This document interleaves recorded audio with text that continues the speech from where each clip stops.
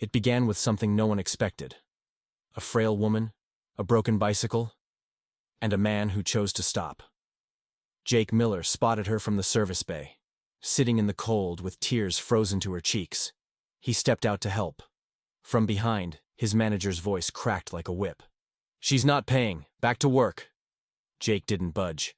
He repaired the bike anyway. Hours later, he was fired. But the real shock came the next morning, when 7 high-end black SUVs turned onto his quiet street, gliding toward his driveway like ghosts with engines. The neighborhood held its breath. Then, from the third car, a door opened, and nothing was the same again. Jake had grease under his nails and tension in his spine. The kind that came from too many shifts and not enough sleep. Miller's auto in Brookhaven didn't pay much, but it kept the lights on, and with his mom's health slipping, that was enough reason to keep showing up. His boots were splitting at the heel. His wallet held more receipts than bills. Still, Jake worked hard, kept his head down, and never asked for favors. That morning, the cold didn't wait for sunrise. The wind punched through his jacket as he leaned under the hood of a dented Ford. He was halfway through an oil change when he noticed something strange out front. An elderly woman riding a bent-up bicycle, her shoulders hunched tight beneath a heavy coat, struggling to move forward against the icy road. Jake looked up just in time to see the tire hit a crack in the concrete. She pitched sideways. He dropped the wrench and sprinted across the lot. She was on the ground, shivering, her hands red from the fall. Her voice barely came out. "I just needed the pharmacy. My legs gave out." Jake knelt beside her. "Let's get you out of the wind." Inside the garage, he guided her to a stool by the wall heater, poured her a coffee from the break room pot, and tucked a clean towel into her lap. Then he wheeled her busted bike to the rear of the shop and began adjusting the chain. That's when the yelling started. "Miller, what the hell is this?" Ron Dorsey, shop owner, loudmouth, always chewing on a toothpick like it owed him something. He looked at the woman with disgust, then turned to Jake. "You fixing that? For her?" "She wiped out outside. Bike's shut," Jake said, keeping calm. Ron didn't blink. "She paying for that work?" Jake didn't answer. "Then stop. We're not running a free clinic. Get her gone." Jake rose, face steady. "I already fixed it. She'll be out in a minute." Ron's jaw tightened. "You know what? Don't bother. You're out. Pack your stuff. You're done here." The other mechanics froze. No one spoke. The woman tried to say something, but Jake just shook his head gently. She reached for the coffee with both hands and whispered, "Thank you. Not everyone stops." He walked her out without a word. No savings, no backup plan. Just a good coat, an empty house, and a clear conscience. The next morning, the world turned quiet, right before everything changed. Jake stepped out onto his porch in house shoes and a worn hoodie, expecting cold. What he got instead was a line of black SUVs curling around the corner and pulling into his driveway. Not one made a sound, not one window rolled down. Then the back door on the middle car opened, and Jake's whole world shifted. A dog barked once, a curtain shifted. Jake's chest tightened. From the line of black SUVs, one rear door creaked open. A man in a spotless black suit stepped out, tall, composed, face carved in stone. He glanced around the street, then walked straight toward Jake. When he reached the porch, he stopped, looked the young mechanic in the eye, and delivered 6 words that flipped the morning upside down. "Mr. Miller, she'd like a word." Jake stood still. He wasn't cold anymore, but goosebumps rose all the same. It wasn't the temperature. It was the presence of those 7 identical vehicles, silent, clean, unnerving, lined up in front of his faded little house like a private motorcade for someone who never came to places like this. The suited man turned and nodded toward the lead SUV. That's when the rear door opened again. Out stepped the woman. The same woman he had helped the day before, only now, she looked different. Gone was the old, patched coat. In its place was a tailored trench, rich fabric, sharp lines. A gold pin gleamed on her collar. Her hair was pulled back neatly. Her walk was graceful, confident, measured. She didn't look like someone down on her luck anymore. She looked like someone used to commanding rooms. Jake blinked, stunned. "Good morning, Mr. Miller," she said warmly, as if they were old friends. "May I step inside for just a moment?" He opened the door without saying a word. His living room was small, modest furniture, shoes by the wall, a stack of bills on the side table. Still, she walked in like it was a palace, settling onto the worn couch like she belonged there. Jake, still in his robe, shuffled awkwardly toward the kitchen. "Can I offer you something? Tea?" She smiled and declined. "No, thank you." Then she placed a thick folder on the table and unfastened the clasp. "I never told you my name," she said gently. "It's Eleanor Whitmore. Perhaps you've heard of Whitmore Technologies?" Jake's eyes narrowed. The name rang bells. Headlines, magazine covers, news segments. She nodded. "Yes, that's us. Defense contracts, aerospace systems. We build components that orbit the Earth." Jake said nothing. He was still trying to catch up. "I was undercover yesterday," she continued. "For months now, I've been showing up to random businesses. No identification, no hint of status, just to see how people react when they think I'm nobody." Her gaze locked with his. "You're the first person who didn't treat me like a burden." Jake couldn't look away. "You didn't just help. You gave warmth, respect, and you did it knowing it might cost you." She slid the folder closer. "I'd like to offer you something in return." Inside were papers, signed, official, real. A leadership role in our newest engineering division.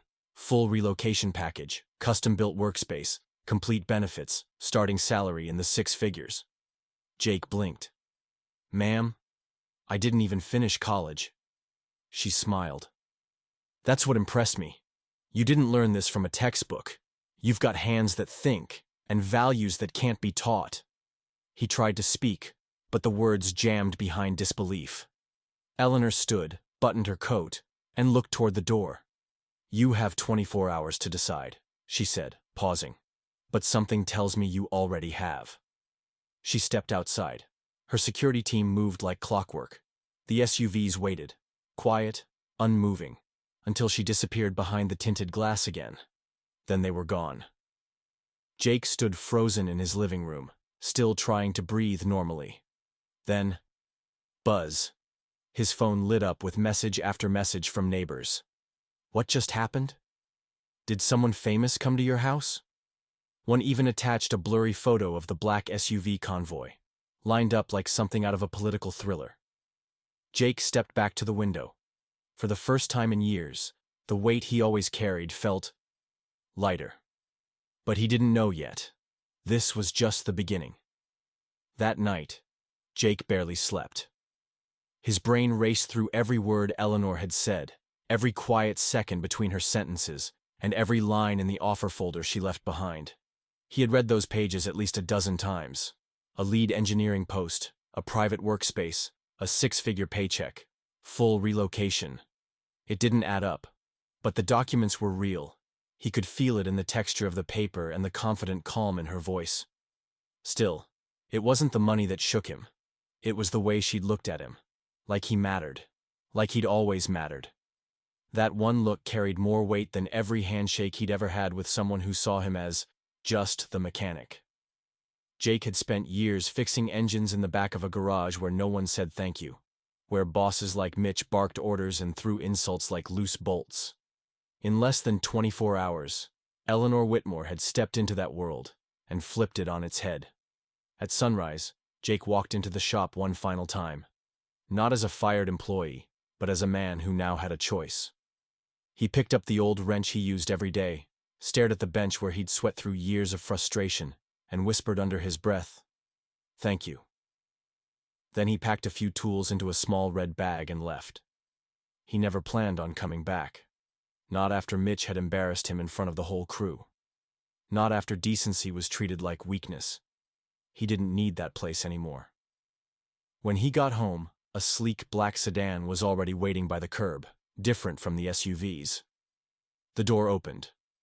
A woman in a tailored suit and dark sunglasses stepped out. Her walk was quick, precise, efficient. "Mr. Miller," she said with a soft but clear voice. "I'm Jessica Lane, personal assistant to Ms. Whitmore. I'll be handling your onboarding, paperwork, and relocation, should you accept." Jake blinked. "I've never worked for a corporation. I don't even know where to start." Jessica gave a professional smile. "That's exactly why she chose you. Ms. Whitmore doesn't hire paper. She hires people." Then she handed him another envelope. "This is your sign-on bonus. She asked that you only open it if you decide to move forward." Jake looked at it, heart thudding. Jessica added, "If you're ready, I'll take you to the facility now, so you can see what this future looks like with your own eyes." Jake nodded once. "Yeah. Let's go." The drive was quiet. No music, no talk. Just the sound of tires rolling toward something he never thought he'd touch. And then, he saw it. Through the window, sunlight bounced off steel and glass. A futuristic campus stood at the edge of the city. Solar panels glinting. Tall labs humming. Engineers walking with direction and urgency. It wasn't just a job. It was a universe he never knew he'd been missing. Inside, waiting at the front doors, was Eleanor. She greeted him like someone she'd known forever. "Jake," she said, smiling, "you made the right call." She turned and gestured forward. "Come on, let me show you where you belong." Mechanical arms moved with perfect precision, assembling prototypes Jake had only ever seen on screens. Nearby, a glass-walled garage buzzed with machines running quiet simulations, tools far beyond anything he'd touched before. Then Eleanor turned to a side door tucked behind a secure panel. "This," she said, unlocking it, "is your personal space." Jake stepped inside. He stopped breathing. Polished floors, untouched chrome tools, wall-to-wall diagnostics. A dream any mechanic would die to see. But it was real. It was his. He looked at Eleanor, stunned into silence. "Skill only thrives," she said gently, "when it has room to grow." She stepped closer. "You treated my broken bike like it was worth everything. That told me more about you than any resume ever could." But even as awe filled him, a quiet question still pressed at the back of his mind. Why me? Why now? What part of this went deeper than just kindness returned? Eleanor paused at the door. "Tomorrow," she said without turning, "you'll understand it all. You were never just a lucky pick." The next morning, Jake showed up early, before the lot filled, before the lab lights glowed fully awake. He stood outside the building, watching sunlight crawl over its mirrored surface, still trying to believe any of this was real. The doors opened on their own. He stepped inside. His footsteps echoed off polished tile. It felt like each step meant something now. At the front desk, Jessica waited. "Morning, Mr. Miller," she said. "Ms. Whitmore is upstairs. She's expecting you." They walked together through a long corridor. One wall was lined with framed articles, invention patents, plaques of achievements. But Jake stopped at one photo, a grainy image. Old, sepia tone. A teenage Eleanor standing beside a man with calloused hands, and that same quiet fire in his eyes that Jake saw in the mirror every day. He leaned in, breath caught. Jessica watched him. "You know him, don't you?" Jake nodded slowly. "That's my grandfather, Thomas Miller." Jessica's voice softened. "That photo was taken over 4 decades ago. He mentored Ms. Whitmore before anyone knew who she'd become." Jake's mind swirled. His grandfather had raised him. After his parents died, the man who fixed cars and spoke in short, humble words had been his foundation. But he'd never once mentioned mentoring a future billionaire. They kept walking. "You weren't some random selection," Jessica said. "Your hands got you noticed, but your name brought you here." When Jake entered the office, Eleanor was standing by the window, looking out over the campus. She turned slowly, a softness in her smile. "Your grandfather saved my life." Jake stood frozen. "Not with money, Not with a job. With kindness, she said. I was 16, orphaned, lost. I wandered into a junkyard, cold, hungry, scared. He found me. She walked closer, voice steady but heavy. He didn't ask who I was. He gave me food, a place to sleep. But more than that, he gave me a future. She looked up, eyes shining. He told me I had something in my hands, that if I learned to build, I could shape the world. Jake blinked back the weight in his chest. The man who raised him had never asked for thanks. He just helped. Eleanor crossed to a nearby cabinet and opened it slowly. Inside was an old red metal toolbox, scuffed, faded, well-loved. She lifted it gently, walked back, and set it down on the table between them. Eleanor placed the weathered metal box gently between them. He gave this to me, she said, her voice low. I've kept it all this time, but it was never mine. It belongs to you now. Jake opened the lid slowly, his hands unsteady. Inside were tools he hadn't seen since boyhood, familiar grips, rusted edges, an old flashlight with JM carved into the handle. The memories hit like thunder. He couldn't speak. I never had the chance to thank him, Eleanor said, just above a whisper. But through you, maybe I finally can. Jake looked up, emotion thick in his throat. You already have. She gave a small smile, then stood. Your journey here isn't finished. There's something else I want you to see. They took a lift to the lower levels of the facility. The air down there felt heavier, the lighting dimmer. Steel doors lined the corridor, each more secure than the last. They stopped at a wide, reinforced panel. Eleanor keyed in a code. The door slid open with a hydraulic sigh. Inside was a vehicle unlike anything Jake had imagined. Sleek body, glowing edges, the lines of a concept no mechanic had ever touched. It looked alive. What is this? He asked, barely able to breathe. Eleanor stepped forward. This is Project Horizon. She let the silence stretch. Your grandfather helped design the first version, she said. It was his vision, a car that could run clean, repair itself, and never harm the planet. But the tech wasn't there back then. Jake stepped closer. And now? She turned to him, her eyes lit with quiet fire. Now it is. You want me to build this? Jake asked, disbelief rising. No, she replied, steady. I want you to lead it. Something shifted inside him, an anchor lifting. He wasn't just fixing old engines anymore. He was carrying forward a dream. Each day after that blurred into the next. Jake poured himself into the work, assembling the impossible. The lab tools whispered of progress. The blueprints felt personal. Every challenge, every stall in the build, reminded him of the man who taught him patience, precision, and pride. Jake remembered the long nights in his grandfather's garage, the calm instructions, the way his hands moved with intention. Now, those same lessons powered something no one believed could exist. And Eleanor, she didn't hover. She stood back and trusted him, the way his grandfather once had. You won't do this alone, she told him. I'll be right here. And she was. Days bled into nights. The project consumed him. But not in exhaustion, in purpose. He worked until his muscles ached, until the shadows under his eyes deepened. But every part installed brought the dream closer. The whispers started first. Rumors of a young mechanic leading something revolutionary. The same people who once saw him as just a grease-stained worker now watched with careful respect. They didn't know what changed. Jake did. It was never about fame. It was about what belief can build. Then came the morning the prototype stood complete. The lab team circled around the platform, breath held, nerves tight. Jake stepped forward, placed his hand on the panel, and started the ignition. The vehicle came alive. A low, clean hum filled the air, powerful, smooth, balanced, a sound like quiet confidence. It rolled forward under its own control, perfectly stable. And in that moment, Jake didn't just see a machine. He saw everything.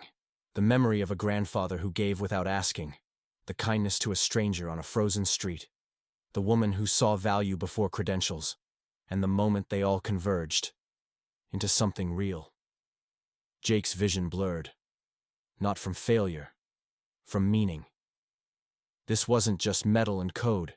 It was a reflection of every moment that had brought him here. Every time he was doubted. Every quiet act of grace. Every time he chose decency over comfort. He wasn't looking at a machine, he was staring at proof that dreams, when held long enough, become real. Eleanor stood nearby, smiling with something deeper than pride. "You've honored his memory," she said gently, "and made it your own." Jake stepped forward, eyes locked on the horizon beyond the glass wall. He could still feel the old garage floor under his boots. He could still hear the voice yelling, telling him he didn't belong. But here he stood. The world hadn't seen this coming, and it would never be the same again.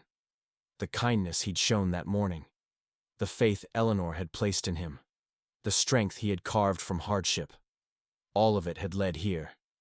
He didn't know what came next, but he knew what wouldn't change. He wouldn't stop. Not now. Not ever. Because real power isn't noise. It's the quiet will to keep showing up. In the days after Project Horizon's first test, the world began to notice. A kid from nowhere had built something no one else dared to believe in. The news lit up. Social media exploded. Jake Miller's name spread across screens, headlines, podcasts. But Jake stayed grounded. The phone didn't stop. Calls from journalists, engineers, even foreign investors. But he didn't forget the man who taught him to tighten bolts with precision, or that a flashlight with carved initials could hold more legacy than any award. This wasn't about wealth, it was about impact. One afternoon, as he prepared to speak at a global tech summit, Eleanor approached with a quiet smile. "This moment is yours," she said. "You've moved people more than you know."